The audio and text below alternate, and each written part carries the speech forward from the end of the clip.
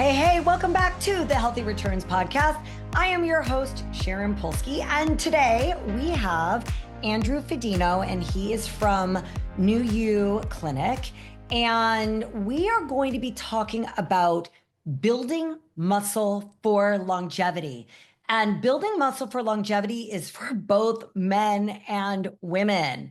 And this is a really, really good strategy, not only to improve your health in the long run, but also to just feel better. And so I think we always talk about growing old gracefully. And it's one of my favorite things to talk about because I had a mother who passed away in very poor health. And she wasn't very happy at the end of her life because she wasn't growing old gracefully. And then I had a grandfather that lived to be 103 years old. And all we did was keep him alive, but we didn't help him grow old gracefully, right? We didn't improve his health. So he was bedridden at the end and very unhappy, but he lived to be very, very old. So I really, really, really love talking about this topic about building muscle for longevity. And so I have this awesome guest, Andrew Fedino. So I want to welcome to the show, Andrew Fedino. Andrew, thank you so much for coming and talking to us today. Absolutely. I got this random message from you saying, "Hey, got this idea. You should come on my podcast." Deal. What are we talking about? That's usually what I do to people. It's like, hey, come talk to me for 35 minutes. And they're like, but what are we talking about? Deal. I'm like, hey, anytime that we can get a chance to talk about some fitness things, that is one of the reasons why I really enjoy spending time with you is just your ability to get really down deep into the nitty gritty is always a fun conversation. So.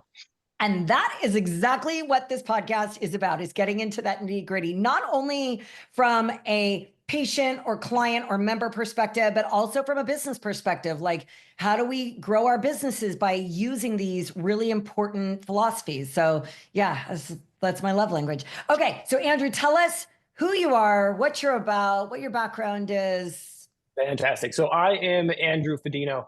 I am the Chief Operating Officer of a medical facility called New U Women's Clinic and Aesthetics. We are headquartered in the Pacific Northwest in Washington State, in the Tri-Cities most specifically.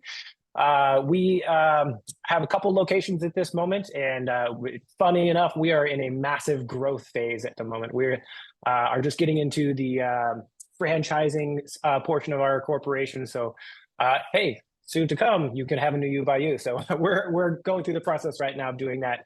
Historically, my history is in 911 operations as in the front lines, doing 911, being a firefighter or critical care paramedic on airplanes, helicopters, all that. A long history of critical care instruction to other practitioners of medicine.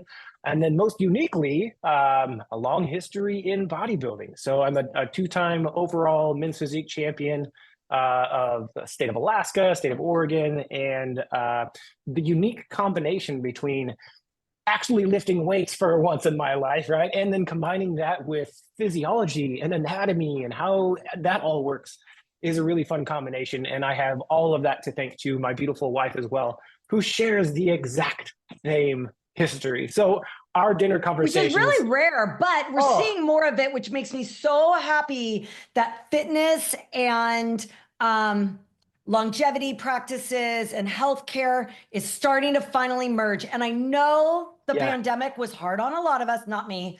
I loved the pandemic. I got to spend 15 months with my 88-year-old father, and it was the best time of my life decorating our backyard. But for a lot of people, it was really hard. But one of the best things that came out of the pandemic were people were sitting at home, searching on the internet, and finally stumbled upon longevity.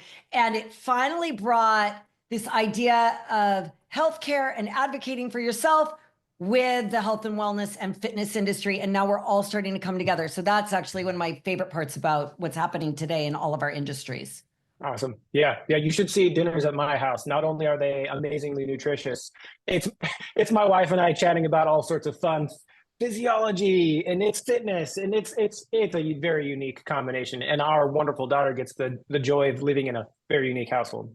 Well, and we're raising kids this way now too, which is also so, I mean, this is all very off topic to our building muscle for longevity conversation. But Yeah, yeah. what is really great about this is we are raising children so differently in 2025 than we were raised. We were raised by like, I was always in sports, but if it didn't have to do with sports, we never talked about longevity. Now we're raising children with this idea of eating healthy and movement and sleep. We're talking to kids about sleep and stress management and hydration. Nobody ever told us this when we were 10 and 9. So No. I love it. It was just all I had growing up, for at least is the good things in my life, was don't watch The Simpsons and try not to watch Jerry Springer, and you should be just fine. No, my parents were awesome, but that should round things out. Yeah. Well, yeah, and our parents also kept us so busy in sports because that was going to keep us out of trouble. We were that generation. That is true. That 100%, that was me. That was all my life growing up, was athletics, and I'm very thankful for that. And that's what leads us to like these type of conversations and why we are literally experts at what we do. Because for me, I got introduced to gyms when I was 16 years old. I had 2 older brothers. They were going to LA Fitness. And my dad was like, if you're not at the stable riding your horse and you're not on the water polo team throwing a ball, you better be doing something. So I would tag along with my brothers and I would go to the gym, but gyms were not equipped for women my size. Like you would get on selectorized equipment. It was all massively too big for us. The free weight room wasn't inviting. And so we went into the aerobics room, which was fine. But as somebody who wanted to do things with my brother and not feeling welcome in those areas, now it has changed so much. And I love it so much because now you and I get to have conversations about how building skeletal muscle benefits both men and women, and husband and wives can go do it together. And it is so exciting to me. I'm 100% on board with everything that you said. So why is this idea of building muscle so important for building people's longevity? Great questions. Long story short, to just put it in a nutshell, muscle mass, the amount of muscle that we have in our body is amazing for short-term, mid-length, and long-term success. Obviously, short-term, let's talk about, hey, what are the cool things that I can do today with all this great muscle mass? It is providing quality of life. It is boosting metabolism. It got there in the first place. So more often than not, I had to have some stressor in my life to cause it. So in the short term, hey, it's fantastic. And everybody likes a six-pack from time to time. So that's great. As far as a transition into more middle length, that muscle mass helps us maintain that higher basal metabolic rate. It allows that metabolism to keep going. One dichotomy within the world of the fitness industry is what I like to consider low input, low output versus high input, high output lifestyle. The amount of calories that we take in, what macros we take in, is it high, is it low? We also have to have some sort of equivalent expenditure. If we're just getting a bunch of calories in and no calories out, that's hashtag America. That's all these calories in and nothing going out. So that muscle mass, and more specifically, to work on those things, that resistance training, that's providing that accumulated muscle mass over time. For long term, if every practitioner, every physician, any PT, that muscle mass for long term is going to be one of the key elements to success. And there's a lot of really good studies nowadays that even remove a lot of the exercise that we typically like to talk about and just tie in NEAT, that non-exercise activity thermogenesis. That is a great lifestyle, and it pulls on our soft tissues and it helps grow good, strong bone structures for us. So for all things long term, it's great as well. And it's important for us to remind people this is important for men and women. We grew up in a generation where, like I said, women didn't lift weights. This is literally why the BMI is no longer applicable to most of America, because people didn't lift weights when the BMI was created in the 1800s, and women really didn't lift weights when BMI was created in the 1800s. But the thing that is so important is that women are now starting to understand that building muscle is important. So why is this important for both men and women? Good question. So, I completely side with you, and I'm going to have to say that you would likely be the expert in answering that question. Is why is it so important for women? I get the benefit of, so we are New U Women's Clinic and Aesthetics. So we have obviously a ton of women who trust us with being able to answer that question. So myself as a man, I get the privilege actually of being a catalyst, being a supporter of the women who trust us to lead them towards that. For the women, why is it so important to them to one, gain that muscle? You're gaining way more than muscle. You're gaining confidence. You are gaining a metabolic rate. You are gaining the flexibility to use both carbohydrates or sugars, things like that. You're able to burn fats and use fats as a source of energy. For the long term, as a woman, let's just say that we are in maybe our 50s or our 60s, and we're starting to have some concerns about sarcopenia or some muscle wasting throughout time. Maybe and we see a tremendous amount of muscle wasting in perimenopause and menopause. And so that if you have more muscle going into menopause, you're going to do way better on the outside of it. It is so true. And honestly, in the world of fixing anything with inside the body, it is true that if I'm a hammer, I'm always looking for a nail. If I'm a neurosurgeon, I'm always looking at your brain. If I'm a gastroenterologist, I'm looking at your tummy. So at our practice, I like to think that I'm going to make up this total term right now. I like to imagine myself as a resuscitationist. All things that's fully resuscitative. I'm looking at your hormones, all of your endocrine system. I'm looking at your musculoskeletal system. Absolutely, we're going to do a lot of that. But I'm also looking into your well-being and your life cycle, fitting all of that. So women in specific, yeah, for those 50s and 60s, we want to make sure you're maintaining that muscle mass. Now let's just think deeper into our years for women. One of the things that we always try not to have is some sort of critical fall. If we have an injury, a fall that results in maybe a pelvic fracture, oftentimes that's going to be happening and going to be. Well, that's our fear in both men and women when they're elderly, right? So that is true. This is our biggest. My dad is beginning of the podcast. My dad was 88. Right. Now yep. My dad is almost 92 and still alive. But that is my biggest fear is that he's got no muscle left in his legs and his arms. He's so small now. And if he falls, that is catastrophic to the elderly.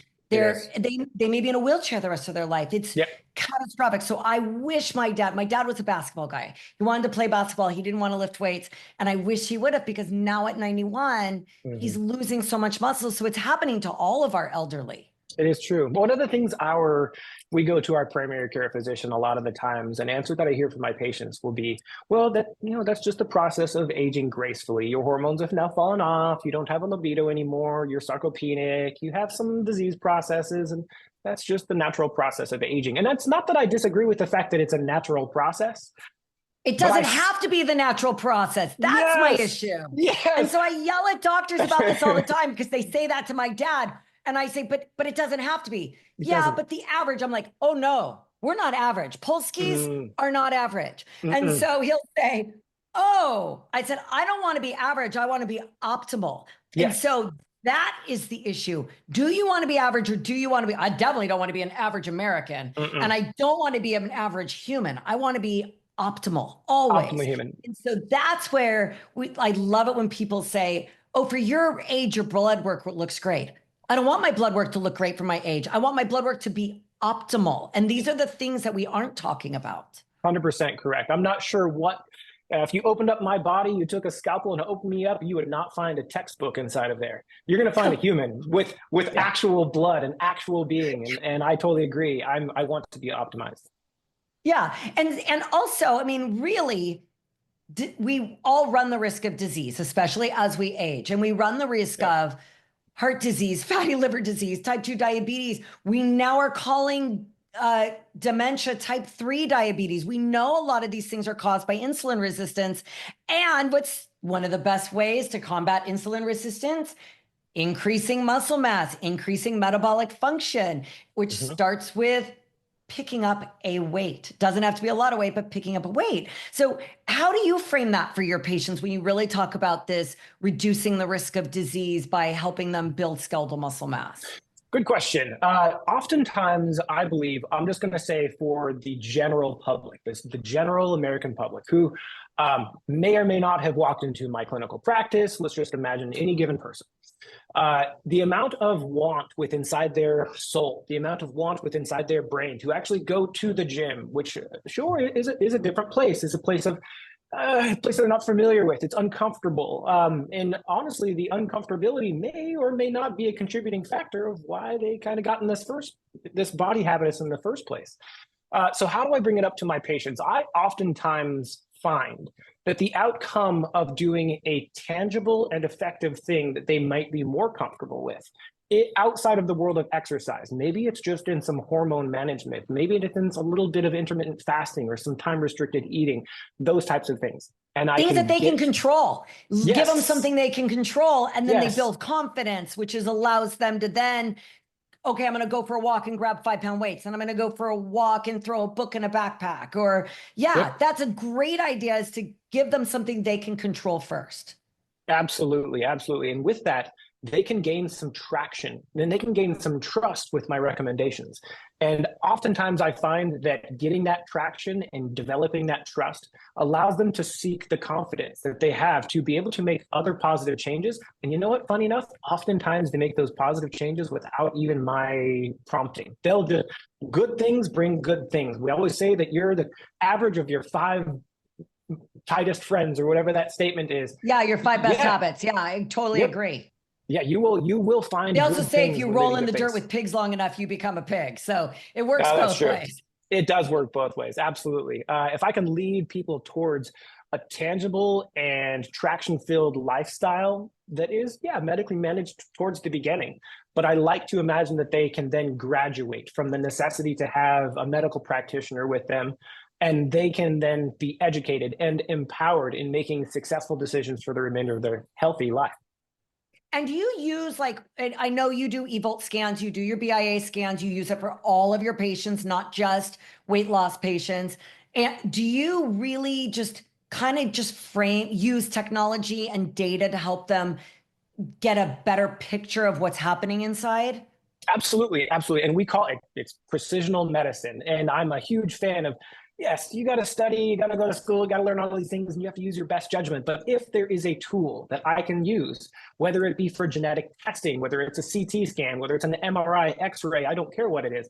But if there is a tool that is worth that investment, and if something as simple as an eVolt scan can lead me towards, hey, what are some of the questions I need answered? Well, what is your intracellular fluid? What is your total body water? Where are we at in our menstrual cycle? What are we at for our muscle development throughout time? That really helps me have a good, picture of the requests I'm making of the patient and how their body is responding. If I just say, hey, do the dishes, and I never actually check to see, did they do them?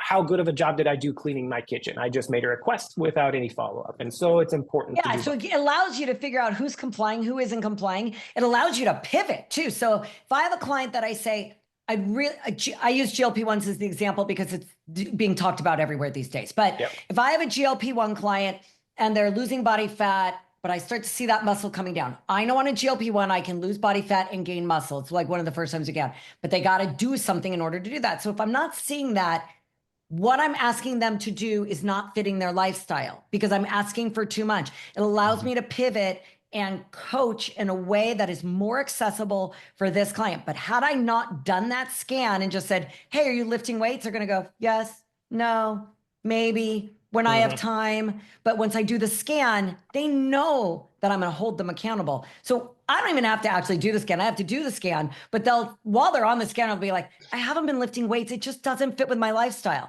But it opens that door, like you're saying, to these conversations. It's true. It's true. Today I all morning filled with great weight management patients, and I had a great example of how it played a key role in determining what path I take with my patients. They were both dehydrated, both for 2 different reasons. One patient went on vacation, and now she was, as we like to say, post-vacationing. So she had some adult substances as she was there, and then came back and was like, sure, appropriately dehydrated. And I totally get it. And her body scan showed that. Everything checked off. She'll get back on the train. Love that. But I'm glad you enjoyed your vacation. Patient 2 was a patient who was just going through a long bout, maybe 5 days of flu, had legitimate nausea, vomiting, diarrhea, the whole shebang for a good 5 days. Yeah, obviously dehydrated. However, she was drinking a good gallon of water every single day. And oh no, you're drinking a gallon of water every single day. We're losing a lot of electrolytes and we're not replacing electrolytes, and you're still markedly dehydrated. She was also. This is the key. We have to talk about this. Let's do it. So this is the key to the eVolt that I talk about with gyms and medical facilities all the time. It isn't just about our clients drinking the gallon of water. She did all of that, but she's losing electrolytes at a faster rate than she's able to produce them. She's obviously not eating because she's sick. And you can use a scan to say, look, you're doing the right things. Let me help you out. But Absolutely. you have to understand how to read a result sheet in order to do this. And it isn't reading skeletal muscle mass and body fat percentage.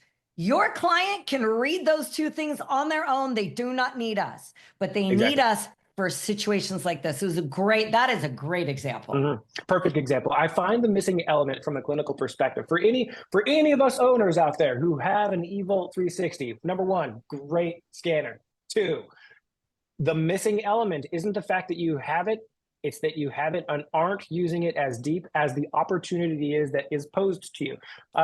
Sharon, an amazing instructor of how to use it well. There's unlimited resources. I will teach you myself. Please, there's different ways to read it and understand it. Reading a book and reading half the words won't give you the context of that story. And I will tell you a story because I had to do a demo of an eVolt last week. And the chief operations officer wasn't there, and he sent his trainers to come and scan with me. And I'm looking at the total body water and I'm explaining to them their scans. And I said, so what did you drink on the way here? I drank a Starbucks on the way here. I said, okay, what did you do today? I went for a 7-mile run today. I knew before I even asked the question. And then I talked to the chief operations officer later and I said, look, I'm a little disappointed that when your staff came to do a body scan and they knew the guidelines of the body scan, which was to be well hydrated, not exercise within so many hours of it, not have any caffeine within so many hours of it. And they did literally the opposite and didn't get the results that they wanted. I'm a little disappointed in that. And he goes, that's not a thing. And I go, wait, you mean water and BIA and science is not a thing? And he's like, that science just really isn't applicable to BIA. Okay. And it leads me to wonder, how are they reading result sheets for their clients? They're just looking at body fat percentage and muscle mass, which are okay, but your client doesn't need you to read that. They can read that for themselves.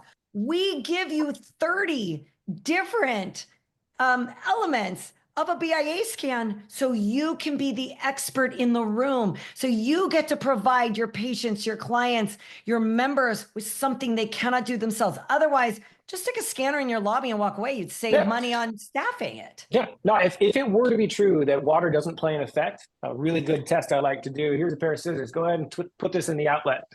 See what happens. As soon as you do that, I'm not going to do that. Well, okay, what's your body filled with? Because it is true that water will follow the path of least resistance. And you, my friend, are the weakest link. It's so interesting. Okay, so back on topic. So we know that having the skeletal muscle mass is going to impact metabolism. It's going to speed up metabolism. But I hear from people quite frequently, I'm too old to get started in this. I'm 50. 50 is old, by the way. People live to be 100, but 50 is old. I'm so old. Should I start lifting weights?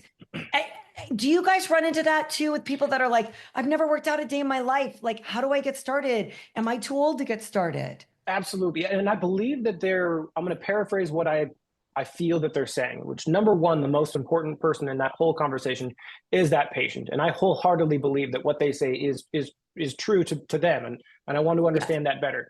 I believe what they're saying is I am here. I have driven to your location. I've walked through the door. I've scheduled this appointment.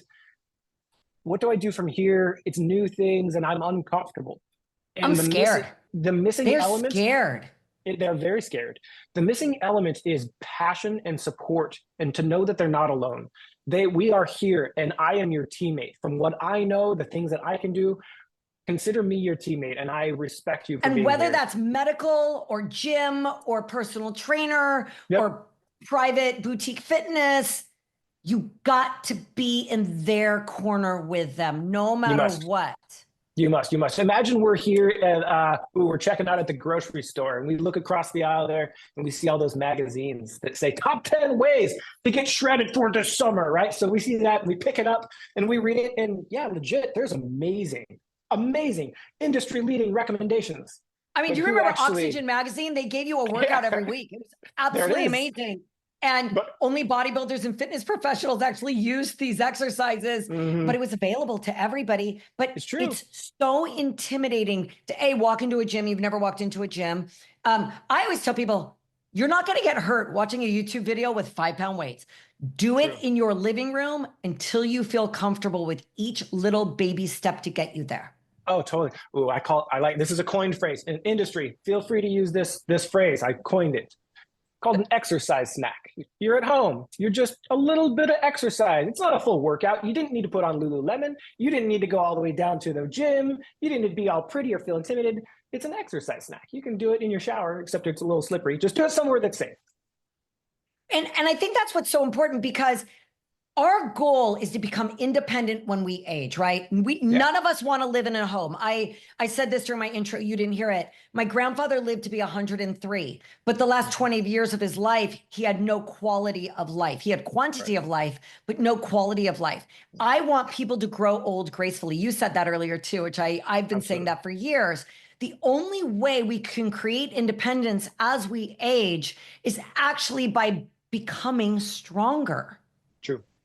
Otherwise, we end up in a bed for the last 20 years, and that's not fun for anybody. People taking care of us or us. That's true. Yeah, quality of life is very important. I as well don't want to age, but age well. So, Andrew, how often do you hear from women today in 2025? I don't want to lift weights because I'm going to get bulky. Oh, definitely. That let's call it a misnomer, but it is definitely a statement. We're still hearing it, right? Absolutely, we're hearing that.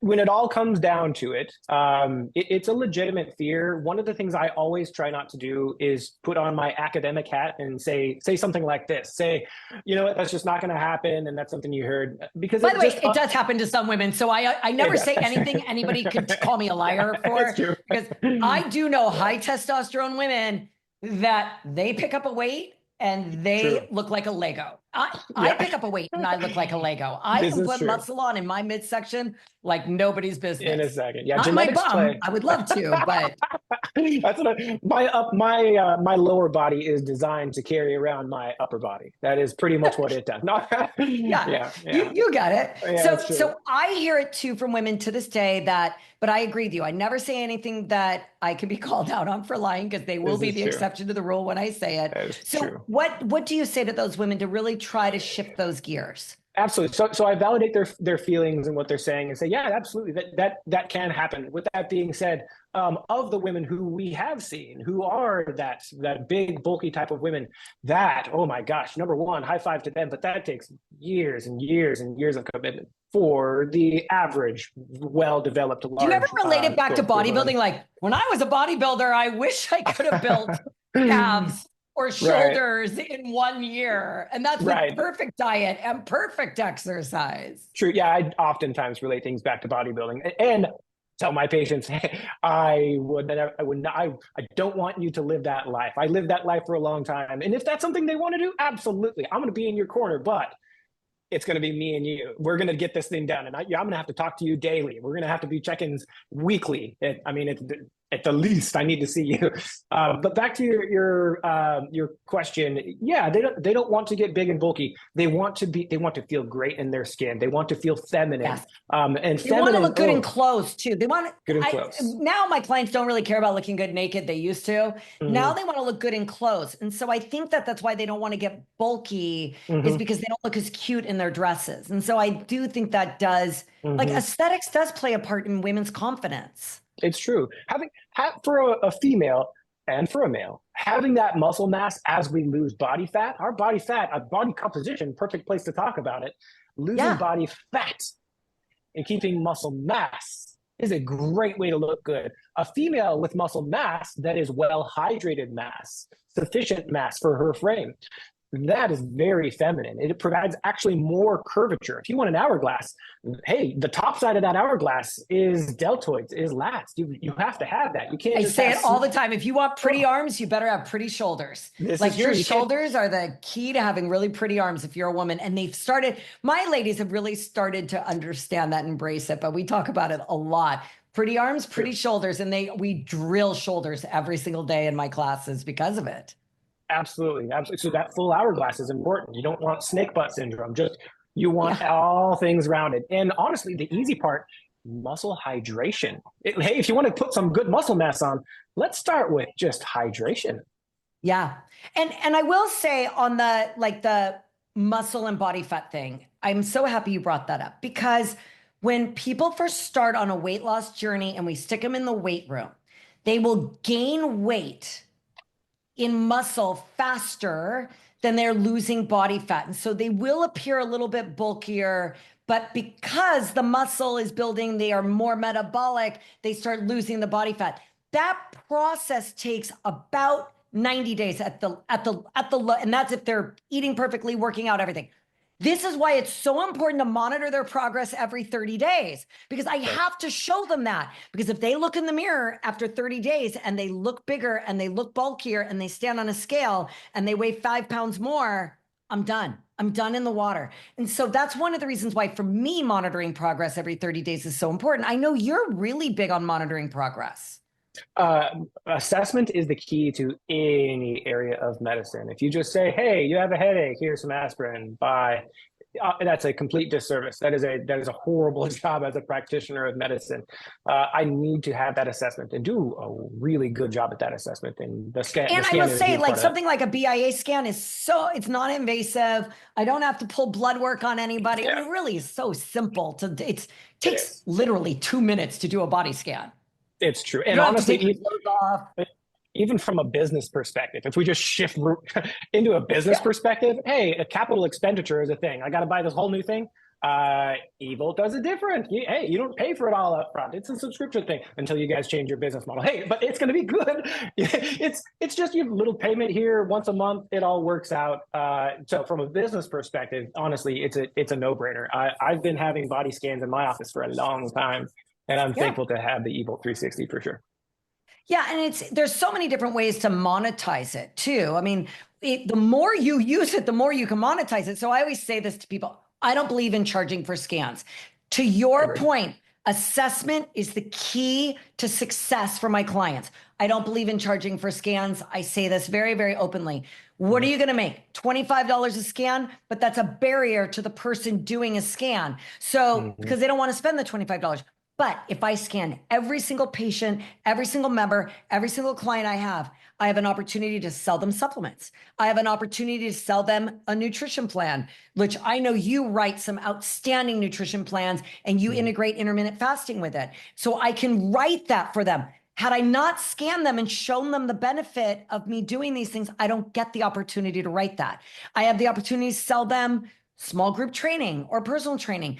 I have an opportunity to do fitness challenges where it builds a community inside of my clinic. And I love more than anything clinic challenges because Yeah, now we're all in this together. It's like, sure. why is Weight Watchers so successful? It's not because the Weight Watchers program helps a lot of people lose weight. It's because people realize they're on a journey with a lot of other people that are on the same journey and they feel supported by their peers. Yeah, And that's community. one thing that we're missing that in medical. We see patients one-on-one and we don't really create community in medical. And I think that's what is going to get patients to start coming back into our clinics instead of going to telemedicine. They can get anything we do on Hims and Hers, but what they can't get is community and a body scan. And that brings people back into the facility and with us. So I love being able to do some kind of challenge inside of the clinics with people building those communities. Absolutely, absolutely. At our office, given we're a women's clinic, we do aesthetics, we do weight loss, hormones, things. At this moment, our weight loss program has thoroughly taken off. It is the number. It is by far the number one most popular thing that we're doing these days, and it's And by the honestly way, due they to that could do it support. on Hims and Hers. They could do it Oh, online. They are yeah, not they're because not. you need support to be successful and support comes Yeah, in Andrew, comes in Andrew's staff, but also comes in his use of technology to ensure that you are doing it the right way, that you're going to be successful. And that is such a big key to this. Very big key. It's multifaceted. It's a science. It's not rocket science, but it's a science. You got to do it the right way. Yeah, it's still, people that think weight loss is literally something you can Google is so shocking to me, because Google is not an expert at anything. It's a silo of your own beliefs. This is true. This is very true. I have nothing against that. That's absolutely true, actually. So, Andrew, if you had any advice to give members, patients, and business owners alike on the importance of talking about building muscle for our longevity, what would that be? Oh, in general, for everyone, about why muscle mass is important. I would say that I'm going to say there are, until somebody can prove me wrong, there's no negatives to holding on to muscle mass. The common factors as to why it's not going to be there in the first place, honestly, is no fault of any one individual's person. It is not their fault that they have sarcopenia, that they have these losses. It is just a byproduct of life. And sometimes we need to reach out for some help. Sometimes we need to say, hey, how do I do this? I saw a friend of mine, they lost a bunch of weight. Or I saw a friend of mine, they got really muscular. How do they do that? Whether you're a man, whether you're a woman, the hardest thing that you'll ever do is saying, please help. How do I, that is literally the hardest thing. And once you take that step, once you join on with like our clinical practice, New U Women's Clinic, from then forward, you are guided. You have that support. And I'm really glad that you brought up how important that is. You are supported from here forward. And that muscle mass that you'll gain, that weight loss that you'll have, that is something you'll actually take with you for your whole life. If I'm going to get super cheesy, given my practice is called New U, I'll say it's like you're a whole new you, if I'm getting super cheesy. Anyways. But it is. And I'm going to say, like, we talk about GLP-1s, you and I, because that's become such a big part of what we do, but we're seeing it in the health clubs. It's a big part of what they do too. And we keep hearing how they're not losing weight. They're only losing muscle. That's not true. I have scanned thousands and thousands and thousands of patients.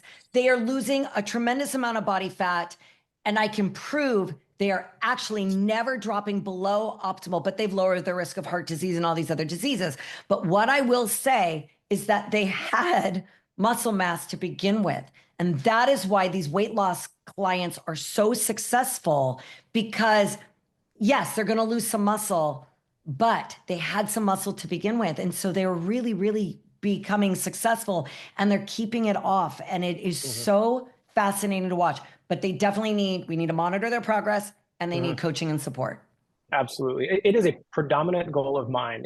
I guess, number one goal, listen to my patient. They are the number one most important thing. And if they say, hey, Andrew, I need to lose 50 pounds by tomorrow, I'm going to say, which leg do you want me to take off? I need to accomplish their goal. Now, with that being said, predominantly everyone wants to lose body fat and keep their muscle mass. And so I make that my responsibility. That is my devotion to them. And I'm going to give them all the recommendations to do that in a way that's sustainable, healthy, and achievable. So yes, they can lose body fat. And yes, we can maintain muscle mass. And funny enough, oftentimes end up gaining muscle mass as just a natural byproduct of ensuring their hormones are working for them. They could be 50 years old and 60 years old, and all of a sudden, their hormones are perfect. And all of a sudden they gain 2 pounds of muscle, 3 pounds of muscle. And they're like, where did that come from? I'm not even lifting. This is you being the actual you that you actually are. This is you healthy. This is what it feels like. Well, and one thing that's really important, why you're successful at this, is when you use your eVault results sheet, you talk about BMR and TEE. And I probably should have talked about this much sooner, but if we don't explain to people that their BMR is 1,700 calories, they are going to eat below 1,700 calories because they think that's the way to lose weight. It is not. It's the way to shut down somebody's metabolism, and they end up fatter in the long run. It's why people gain weight back. So if we explain to people that their BMR is 1,700 and their TEE is 1,950, and we're going to put them in a 500 calorie deficit, but we're never going to drop below 1,700, they will be successful. But if you, like, for me as a trainer and a coach, to go through and calculate BMR and TEE and then calculate calories and then calculate macros, it is painful. It takes hours. Now the eVolt does it for me. I stick them on an eVolt, tells me their BMR, tells me their TEE, tells me their calories. And now I have these successful clients that to your example of the 60-year-old man that wasn't even trying to gain muscle, he lost body fat and gained muscle because you used the resource that you had. Absolutely, absolutely. And it is without a doubt. You can look into any medical literature. It's going to say absolutely the same thing. Calories in versus calories out. There's no way to argue with that. With that being said, I love the more new studies that suggest flexibility in fuels, being carbohydrates versus fats versus proteins and how they are used. And yes, if you eat 1,700 calories of protein is very different than 1,700 calories of carbohydrates and how your body responds. And understanding that dichotomy between those two must be managed by an expert such as our eVolt practitioners, yourself, my clinical practice. That is a huge missing element into ensuring that a patient will be successful. Yeah, and that's truly why I think technology like this is so important. People ask me all the time, well, why don't I just send my patients to get a DEXA scan? Well, first of all, you cannot send your patient every 30 days to get a DEXA scan because we're not going to expose our clients to radiation every 30 days. Right. Well, I really only need to track their progress twice a year. In what world do you have to track their progress twice a year? I know the first 3 weeks, they only lost water. So like when we're looking at weight loss, or if I'm working on a client that maybe his goal is building muscle, that's a 6-week goal, 8-week goal to start building muscle. But I got to show him his successes along the way or he's going to give up. And I got to be able to tweak his nutrition along the way. I've got to be able to do these things. And so I have to use technology to do that. So that's one of the reasons why I love BIA in general. And look, I don't care which BIA you use. Yes, I love eVolt. I work with eVolt. I came from the medical side of things and I've used, but I want people to track people's progress. That is what is important. Every 30 days, not 6 months, not 9 months, not 12 months, every 30, 60, and 90 days. I 100% agree with you. It's a clinical disservice if by chance you're not seeing them. Plus, people are awesome. Bring them in. Have fun with them. Enjoy them. If they want to see something online or watch a video, they can do it at their leisure.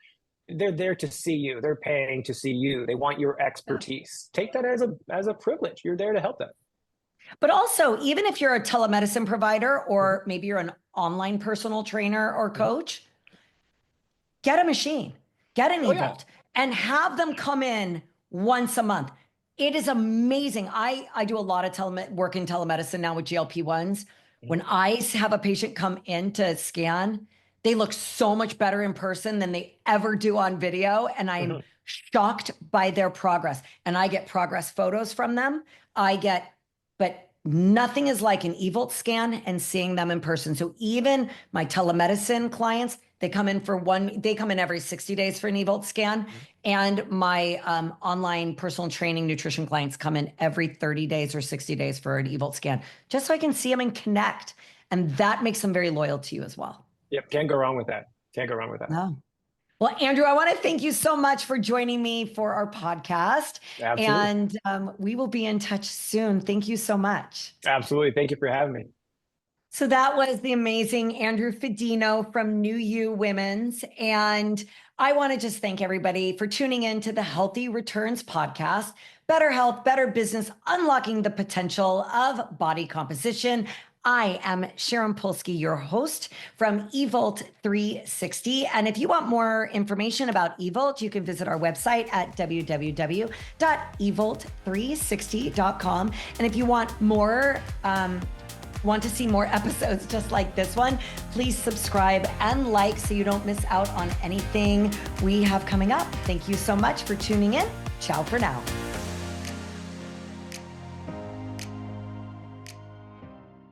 The eVolt podcast is for informational and educational purposes only. The content shared here represents the views and opinions of the host and guests and should not be considered medical, health, or professional advice. This podcast is not a substitute for individualized care from a qualified provider. Please consult with your provider before making decisions that may affect your health and wellness.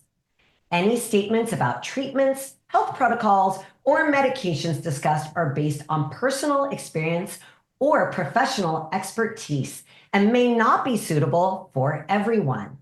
Always seek personalized advice from a licensed professional who understands your specific needs.